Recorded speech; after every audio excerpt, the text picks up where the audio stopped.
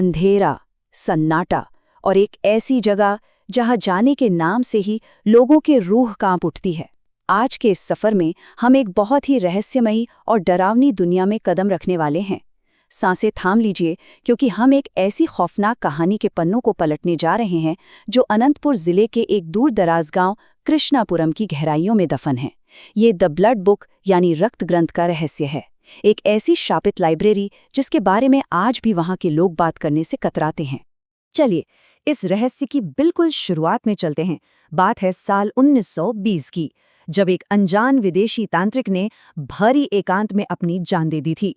लेकिन स्थानीय लोगों का मानना है कि मरने से पहले उसने अपनी काली आत्मा को एक किताब में कैद कर दिया था। खैर, ये तो हुई पुरानी बात। अब आते हैं आज के समय में, जब विनय नाम का एक युवा शोधकर्ता वहां पहुंचता है। विनय, जो कि इन भूत प्रेत की बातों पर बिल्कुल यकीन नहीं करता। ये सिर्फ अतीत और वर्तमान का मिलना नहीं था, ये सदियों पुराने अंधविश्वास और आधुनिक विज्ञान की एक बेहद खतरनाक टक्कर होने वाली थी। कृष्णापुरम गांव के बिल्कुल बाहरी छोर पर एक खंडहर है। ये कोई साधारण जगह नहीं है, ये वही शापित पुरानी लाइब्रेरी है। जरा सोचिए, एक ऐसी जगह जहां सूरज ढलने के बाद कोई परिंदा भी पर मारने की हिम्मत नहीं करता। सालों से ये जगह इंसानी कदमों से बिल्कुल अछूती रही है। वहां का सन्नाटा इतना गहरा है कि वो आपको अंदर तक चुभने लगता है। और इस कहानी में अब हमें साफ समझ आने वाला है कि आखिर लोग उस खंडर से इतना खौफ क्यों खाते हैं। जैसा कि हमने पहले देखा, विनय इन पुरानी डरावनी कहानियों को बिल्कुल नहीं मानता था। तो उसने क्या किया? एक अमावस की काली रात, जब आसमान में चांद का कोई नामो निशान नहीं था, विनय ने उस खौफनाक लाइब्रेरी में कदम रख दिया। उसके हाथों में सिर्फ उसका कैमरा था और मन में पूरा अविश्वास। ये एक ऐसा फैसला था जो शायद नहीं बल्कि यकीनन उसकी जिंदगी की सबसे बड़ी भूल साबित होने वाला था। जरा एक पल के लिए वहां के माहौल की कल्पना कीजिए। चारों तरफ मोटी धूल की परतें, खौफनाक मकड़ी के जाले और सबसे भयानक चीज, हवा में तैरती हुई किसी सड़ती हुई लाश की वो तीखी दुर्गंध। ऐसी बदबू जिसे नजरअंदाज करना सच में नामुमकिन था। ये सिर्फ एक डरावनी जगह नहीं थी, ये एक ऐसा माहौल था जो किसी की भी नसों में खून जमा दे। और यही दुर्गंध इस बात का पहला साफ संकेत थी कि उस घुप अंधेरे में विनय बिल्कुल अकेला नहीं था। तभी अचानक एक पुरानी अलमारी से ताड़ के पत्तों से बनी एक प्राचीन किताब नीचे गिरती है। और ये पल हमें बहुत ही साफ तरीके से दिखाता है कि कैसे वर्जित ज्ञान के प्रति हमारी जिज्ञासा कितनी जानलेवा हो सकती है। उस किताब पर लाल रंग से एक चेतावनी लिखी थी, जो ताजे खून की तरह लग रही थी। जो मुझे पढ़ेगा वो मेरा हो जाएगा। ये कोई आम चेतावनी नहीं थी, ये तो उस तांत्रिक की आत्मा का खुला निमंत्रण था। एक ऐसा खौफनाक जाल जो दशकों से अपने अगले शिकार का बेसब्री से इंतजार कर रहा था। चेतावनी तो बिल्कुल साफ थी, है ना? लेकिन अक्सर इंसान की जिज्ञासा उसके डर पर हावी हो जाती है। विनय ने भी वही किया। उसने उस प्राचीन मंत्र को जोर से पढ़ने की गलती कर दी, और जैसे ही उन मृत शब्दों को जबान मिली, उस खंडर में सोई हुई वो सदियों पुरानी खौफनाक ताकत अचानक भयानक रूप से जाग उठी। जाल अब पूरी तरह से बिछ चुका था। आइए देखते हैं कि इसके बाद घटनाक्रम कितनी तेजी से बदलता है। पहला, मंत्र को जोर से पढ़ा गया। दूसरा, एक बहुत ही भयानक आवाज के साथ लाइब्रेरी की भारी खिड़कियां अपने आप जोर से बंद हो गईं।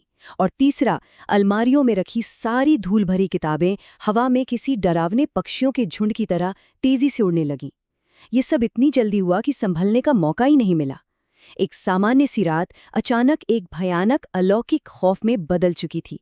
बाहर जाने के सारे रास्ते अब बंद थे। लेकिन बात सिर्फ उड़ती किताबों और बंद खिड़कियों तक नहीं रुकी। उस ठंडी जमा देने वाली हवा में एक और आवाज गूंजने लगी, एक विद्रूप भयानक हंसी। ये हंसी किसी इंसान की तो बिल्कुल नहीं थी। वो हवा में ऐसे गूंज रही थी जैसे कोई अदृश्य ताकत विनय की बेबसी का मजा ले रही हो। जरा सोचिए, उस घुप अंधेरे में बंद दरवाजों के पीछे वो गूंजती हुई हंसी कितनी खौफनाक रही होगी। ये इस बात का पक्का सबूत था कि अब उस जगह पर जो भी हो रहा था, उस पर विनय का कोई जोर नहीं था। अब डर के मारे विनय की रूह पूरी तरह कांप चुकी थी। घबराहट में उसने अपने कैमरे का फ्लैश जलाया। कैमरे की उस अचानक और तेज रोशनी ने उस घुटन भरे अंधेरे को बस पल भर के लिए चीरा। लेकिन उस एक पल में जो सामने आया, उसने सब कुछ बदल कर रख दिया। सामने रखे एक पुराने दरार पड़े शीशे में विनय ने देखा कि उसके ठीक पीछे एक काली और खौफनाक आकृति खड़ी है। उस शीशे में आखिर था कौन? ओह ओह ओह! अंधेरे में छिपे इस सवाल और उस डरावनी परछाई ने विनय को पूरी तरह से सुन्न कर दिया। वो भयानक सच्चाई अब बिल्कुल आमने सामने थी। एक तरफ था विनय, डरा हुआ, सहमा हुआ एक आम इंसान, और दूसरी तरफ वो परछाई। जब वो परछाई मुड़ती है तो वो कोई अजनबी नहीं था, वो बिल्कुल विनय का ही हमशक्ल था। लेकिन उसकी आंखें कोयले जैसी एकदम काली थीं और उसके मुंह से लगातार ताज़ा खून टपक रहा था। ये विनय के चेहरे के पीछे छिपा एक भयानक दानव था, जो अब पूरी तरह से आज़ाद हो चुका था। अब भागने का कोई रास्ता नहीं था। विनय ने अपनी जान बचाने के लिए उन बंद दरवाजों को खोलने की पूरी कोशिश की, एक बेहद हताश और असफल संघर्ष। लेकिन तभी वो खूनी हमशक्ल उस शीशे की सीमा को तोड़कर हमारी इस असली दुनिया में बाहर आने लगा। उस खौफनाक रूप को अपनी तरफ बढ़ते देख विनय का दिमाग इस हद तक सुन्न हो गया कि वो ये सब बर्दाश्त नहीं कर पाया और वहीं बेहोश होकर गिर पड़ा। और फिर अगली सुबह होती है। बाहर सूरज की तेज और चमकदार रोशनी थी, लेकिन उस लाइब्रेरी से बाहर कौन निकला? सिर्फ एक मुस्कुराता हुआ बहरूपिया। वो काली आत्मा अब विनय का शरीर पूरी तरह चुरा चुकी थी और बड़ी ही शांति से मुस्कुराते हुए उस लाइब्रेरी से बाहर निकलकर इस दुनिया में आज़ाद हो गई। जो इंसान रात को अंदर गया था वो बाहर नहीं आया, जो बाहर आया वो कोई और ही था। तो सबसे बड़ा सवाल ये है कि असली विनय का क्या हुआ? इस सवाल का जवाब बहुत ही दर्दनाक है। लाइब्रेरी के अंदर उसी पुरानी रक्त ग्रंथ के एक पन्ने पर विनय का डरा हुआ चेहरा हमेशा के लिए छप गया था। उस पन्ने पर बनी तस्वीर में उसकी आंखें खौफ से फटी हुई थीं और मानो या ना मानो उन निर्जीव आंखों से असली सच्चे आंसू बह रहे थे। विनय की आत्मा हमेशा के लिए उस पुरानी किताब का हिस्सा बन चुकी थी।